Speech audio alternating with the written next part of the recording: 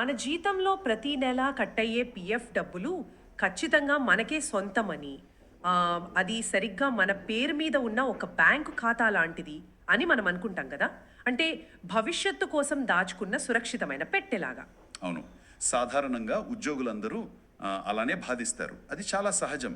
కానీ వాస్తవం ఏంటంటే, మనం భద్రంగా దాచుకుంటున్నామనుకునే ఆ నిధి పెట్టెలో నుంచి బహుశా మనకు ఏమాత్రం పరిచయం లేని వేరొక వ్యక్తికి పెన్షన్ వెళ్తోందన్న నగ్న సత్యం ఇప్పుడు బట్టబయలైంది. ఈనాటి మన విశ్లేషణలో ఇదే అంశాన్ని లోతుగా చూడబోతున్నాం. ఖచ్చితంగా అండి.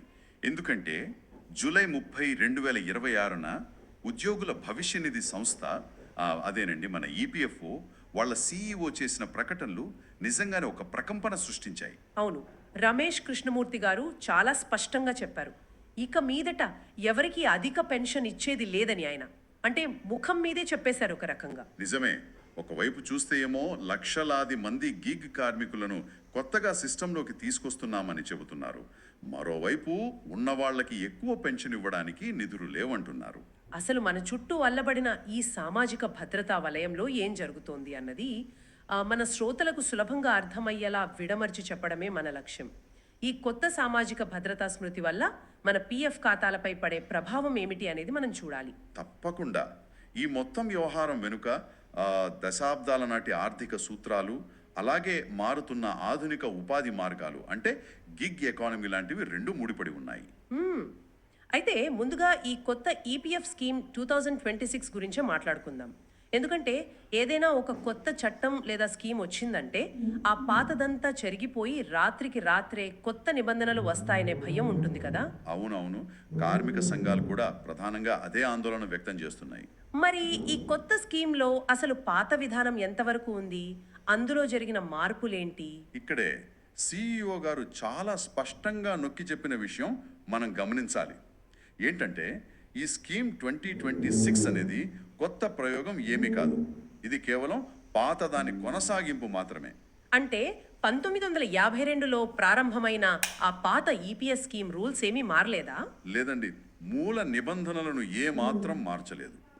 ఉదాహరణకు ఉద్యోగి జీతం నుంచి కట్టయ్యే 12% వాటా, దానికి సమానంగా యాజమాన్యం చెల్లించే మరో 12% వాటా. బేసిక్ స్ట్రక్చర్లో ఎలాంటి మార్పు లేదా? ఎలాంటి మార్పు లేదు. అలాగే 2014లో ప్రభుత్వం తీసుకువచ్చిన వేతన పరిమితి ఉంది కదా, అంటే నెలకు 15,000 రూపాయల బేసిక్ జీతం ఆధారంగా పిఎఫ్ లెక్కించే విధానం, అది కూడా ప్రస్తుతానికి యథాతథంగానే కొనసాగుతోంది. స్వచ్ఛంద పిఎఫ్ చందాల విధానం కూడా పాతదే. ఒక్క నిమిషం, ఇక్కడే నాకు సందేహం వస్తుంది. ఒకవేళ అంతా పాత పద్ధతే అయితే ఈ కొత్త స్కీమ్ పేరుతో వస్తున్న మార్పేమిటి అసలు? కార్మిక సంఘాలు ఎందుకు అంతలా అభ్యంతరం వ్యక్తం చేస్తున్నాయి? అక్కడికి వస్తున్నాను. చట్టంలో యాజమాన్యాలకు ఒక కొత్త వెసులుబాటు, అంటే ఒక ఫ్లెక్సిబిలిటీ ఇచ్చారు. అంటే పిఎఫ్ వాటాను అత్యల్ప స్థాయికి, ఒక బేర్ మినిమంకి తగ్గించుకునే అవకాశం ఈ కొత్త స్కీమ్లో ఉందన్న వార్తలు వస్తున్నాయి. అదేనా? కరెక్ట్గా పట్టారు. కొత్త సామాజిక భద్రతా స్మృతిలో పిఎఫ్ విరాళాల విషయంలో సంస్థలకు ఆ ఫ్లెక్సిబిలిటీ లభించింది. అంటే చట్టం నిర్దేశించిన కనీస స్థాయికి తమ కాంట్రిబ్యూషన్ను పరిమితం చేసుకునే అవకాశం వాళ్లకుంది. ఓహో, అంటే ప్రస్తుత విధానంలో చాలా కంపెనీలు ఉద్యోగి వాస్తవ బేసిక్ జీతం అది 15,000 కన్నా ఎక్కువ ఉన్నప్పటికీ దాని ఆధారంగానే పిఎఫ్ చెల్లిస్తున్నాయి కదా. అవును, దాన్నే మనం స్వచ్ఛంద పిఎఫ్ చందాలు అంటాం. కానీ కొత్త చట్టం ప్రకారం ఖర్చులు తగ్గించుకోవాలనుకునే కంపెనీలు కేవలం ఆ 15,000 రూపాయల చట్టబద్ధమైన పరిమితికి మాత్రమే కట్టుబడి ఉండొచ్చు. అంటే మిగతా మొత్తాన్ని పిఎఫ్ పరిధిలోకి రాకుండా వేరే అలవెన్స్ల రూపంలో ఇవ్వచ్చు అన్నమాట. ఖచ్చితంగా. అలా చేస్తే ప్రతి నెల ఉద్యోగి పిఎఫ్ ఖాతాలో జమ అయ్యే మొత్తం బాగా తగ్గిపోతుంది కదా. అర్థమైంది. అంటే ఒక ఉద్యోగికి 1,00,000 రూపాయల బేసిక్ జీతం ఉన్నా కూడా పిఎఫ్ కట్టింగ్స్ మాత్రం కేవలం ఆ 15,000 రూపాయల మీదే లెక్క కట్టే అవకాశం యాజమాన్యానికి దొరుకుతుంది. ఆ రకంగా చూస్తే రిటైర్మెంట్ నాటికి కార్మికుడి చేతికి వచ్చే నిధి బాగా తగ్గిపోతుంది. మరి అలాంటప్పుడు కార్మిక సంఘాలు భయపడటంలో తప్పు లేదు కదా. సిద్ధాంతపరంగా ఆ అవకాశం ఉంది, నిజమే. కానీ ఇక్కడే సిఇఓ గారు ఒక ప్రాక్టికల్ వాస్తవాన్ని గుర్తు చేశారు. చట్టంలో వెసులుగాను ఉన్నంత మాత్రాన ఇప్పటికే ఉన్న పాత కాంట్రాక్ట్ నిబంధనలను కంపెనీలు రాత్రికి రాత్రే మార్చేలేవు కదా. అంటే ప్రాక్టికల్గా అది సాధ్యం కాదంటారా? ఏంటంటే నాణ్యమైన మానవ వనరులను, అంటే మంచి ఎంప్లాయీస్ని కాపాడుకోవాలంటే మెరుగైన సామాజిక భద్రతను అందించడం కంపెనీల అవసరం కూడా. అందువల్ల అత్యధిక సంస్థలు తమ ఉద్యోగుల పాత కాంట్రాక్ట్ నిబంధనలనే కొనసాగిస్తాయని ఆయన ఆశాభావం వ్యక్తం చేశారు. అది కేవలం ఒక ఆశాభావం మాత్రమే కదా. రేపు ఆర్థిక మాంద్యం వస్తే కంపెనీలు ముందుగా కోత పెట్టేది ఈ ప్రయోజనాల మీదే. సరే, దాని గురించి పక్కన పెడితే ఈ పాత ఇంజన్కు కొత్త స్కీమ్ ద్వారా జరుగుతున్న ఇంకో అతిపెద్ద మార్పు ఉంది కదా, దాని గురించి చెప్పండి.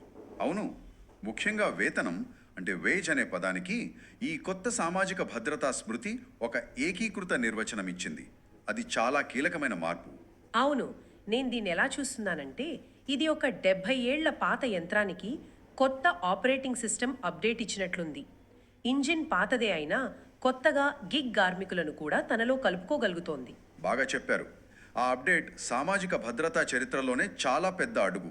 ఎందుకంటే గత 7 దశాబ్దాలుగా పిఎఫ్ అంటే ఒక ఫ్యాక్టరీలోనో లేదా ఒక ఆఫీస్లో ఉదయం 9 నుంచి సాయంత్రం 5 వరకు పనిచేసే వారి కోసం మాత్రమే అన్నట్లుగా ఉండేది. అవును, ఆ పాత చట్టాలు అప్పటి పారిశ్రామిక వాతావరణానికి సరిపోయేవి. కానీ నేటి పరిస్థితి అది కాదు కదా. నిజమే. ఇప్పుడు చూడండి, ఒక స్విగ్గీ డెలివరీ ఏజెంట్, ఒక ఓలా డ్రైవరు లేదా ఇంటి దగ్గరే కూర్చుని ఒక ప్లాట్ఫామ్ ద్వారా పనిచేసే ఫ్రీలాన్సర్, వీళ్ళెవరికీ ఒక స్థిరమైన యజమాని ఉండడు, అంతే కదా. కరెక్ట్. ప్రతి నెల 1వ తేదీన ఫిక్స్డ్ జీతం రాదు. వీరిని గిగ్ మరియు ప్లాట్ఫామ్ కార్మికులు అంటారు.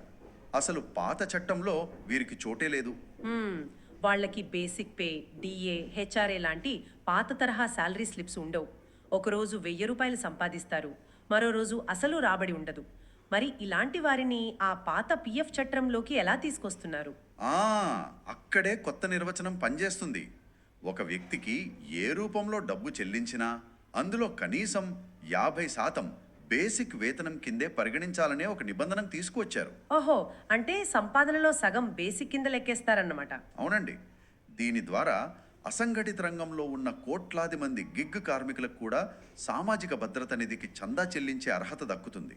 ఇది సమాజంలో అట్టడుగున ఉన్న శ్రమజీవులకు ఒక భరోసా ఇవ్వడం కోసమే. ఇది వినడానికి చాలా బాగుంది. ఒక రకంగా ఆలోచిస్తే ఈ కొత్త నిర్వచనం పాత నిధి పెట్టెలోకి కొత్తగా లక్షలాది మందిని తీసుకువస్తోంది. కానీ ఇక్కడే నాకు ఆలోచన తడుతోంది. చెప్పండి. ఒకవైపు ఎవరికీ స్థిరమైన ఆదాయం లేని గిగ్ వర్కర్లందరూ ఈ పిఎఫ్ఎఫ్ వ్యవస్థలోకి వస్తున్నారు.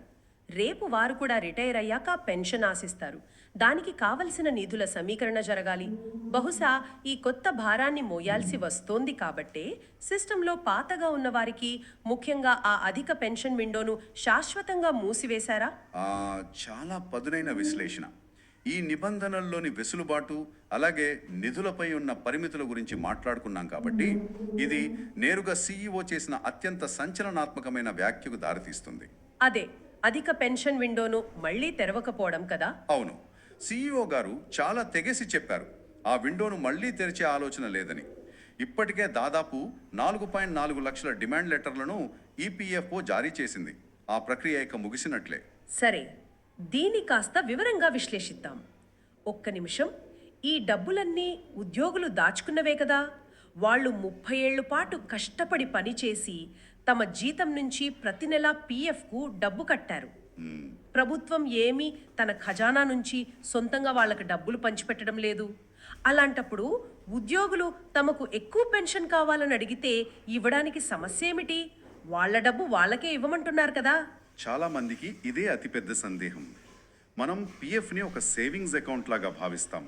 కానీ ఈపీఎస్ అంటే ఎంప్లాయీస్ పెన్షన్ స్కీమ్ అనేది మన సొంత బ్యాంక్ ఖాతా లాంటిది కాదు. అంటే బ్యాంక్లో మీరు ఒక 100 రూపాయలు వేస్తే దానిపై వడ్డీతో కలిపి ఒక 10 ఏళ్ల తర్వాత 150 రూపాయలు మీకే సొంతంగా వస్తాయి. దాన్ని డిఫైన్డ్ కాంట్రిబ్యూషన్ అంటారు. అంటే మీరు కట్టిన డబ్బు ఖచ్చితంగా మీదే. పిఎఫ్ లో కూడా అలాగే జరుగుతుంది కదా. ప్రావిడెంట్ ఫండ్ కి అలానే జరుగుతుంది. కానీ పెన్షన్ స్కీమ్ పనిచేసే విధానం అది కాదు. ఇదొక defined benefit scheme. Defined benefit scheme అంటే దీని అర్థం ఏంటి? అంటే ఇందులో మీకు వచ్చే పెన్షన్ మీరు కట్టిన డబ్బు మీద నేరుగా ఆధారపడి ఉండదు. చట్టం నిర్దేశించిన ఒక ఫార్ములా ప్రకారం ఉంటుంది. రిటైర్మెంట్కి ముందున్న మీ సగటు జీతం, పనిచేసిన సంవత్సరాలను బట్టి ఆ పెన్షన్ నిర్ణయిస్తారు. ముఖ్యంగా ఈ డబ్బులన్నీ ఏ ఒక్కరి ఖాతాలను విడిగా ఉండవు. ఓహో. దేశంలో ఉన్న సభ్యులందరూ కట్టే చందాలన్నీ కలిపి ఒకే ఒక పెద్ద ఉమ్మడి కుండలో పోస్తారు. దాన్నే పూల్డ్ ఫండ్ అంటారు. ఆ కుండలో ఉన్న డబ్బునే అందరికీ పంచాలి తప్ప బయట నుంచి డబ్బు రాదు. అంటే నా జీతం నుంచి కట్టయిన డబ్బు, నా పక్క సీట్లో కూర్చున్న వాడి డబ్బు, వేరే రాష్ట్రంలో పనిచేస్తున్న మరో వర్కర్ డబ్బు అంతా ఒకే కుండలో కలుస్తుందన్నమాట. ఖచ్చితంగా. ఇప్పుడు ఆ ఉమ్మడి నిధి వెనుక ఉన్న మ్యాథ్స్ అర్థమైతే అధిక పెన్షన్ ఎందుకు ఇవ్వలేరు అన్న ప్రశ్నకు పూర్తి సమాధానం దొరుకుతుంది. చెప్పండి, ఆ లెక్కలేంటో చూద్దాం. పాత నిబంధనల ప్రకారం పెన్షన్ అనేది కేవలం ఆ 15,000 రూపాయల బేసిక్ వేతనం మీద మాత్రమే లెక్కించాలి. కానీ సుప్రీంకోర్టు తీర్పు తర్వాత కొంతమందికి వారి పూర్తి జీతం, అంటే అది 1,00,000 రూపాయలు ఉన్నా సరే దాని మీద పెన్షన్ లెక్కించే అవకాశం వచ్చింది. అవును, దానికోసమే కదా అందరూ దరఖాస్తు చేసుకున్నారు. అవును, కానీ దీనివల్ల ఏమైందంటే ఇప్పుడు ఒక వ్యక్తికి ఆ అధిక పెన్షన్ ఇవ్వాలంటే ఈ ఉమ్మడి పెన్షన్ ఫండ్పై సుమారు 25 లక్షల రూపాయల భారం పడుతోందని ఈపీఎఫ్ఓ లెక్కగట్టింది. 25 లక్షల ఒక్కొక్కరి కోసమా? అంటే ఇప్పుడు డిమాండ్ లెటర్లు అందుకున్న ఆ 4.4 లక్షల మందికి తలా 25 లక్షల రూపాయలు ఇవ్వాలంటే అది 1,00,000 కోట్లకు పైగానే అవుతుంది. అవును, భారీ మొత్తం. మరి ఈ డబ్బు ఎక్కడి నుంచి వస్తుంది? ప్రభుత్వం అయితే ఇవ్వదు కదా. సరిగ్గా పట్టుకున్నారు. ఆ డబ్బు బయట నుంచి రాదు. ఈపీఎఫ్ఓలో అంతులేని డబ్బు ఉందనేది ఒక అపోహ మాత్రమే అని సీఈఓ హెచ్చరించారు కూడా. అదే ఉమ్మడి కుండలోంచి తీసివ్వాలి. ఆ కుండలో నీళ్లు ఎక్కడివి? ఇప్పుడు కొత్తగా ఉద్యోగంలో చేరుతున్న 25 ఏళ్ల కుర్రాడు కడుతున్న చందా డబ్బులవి.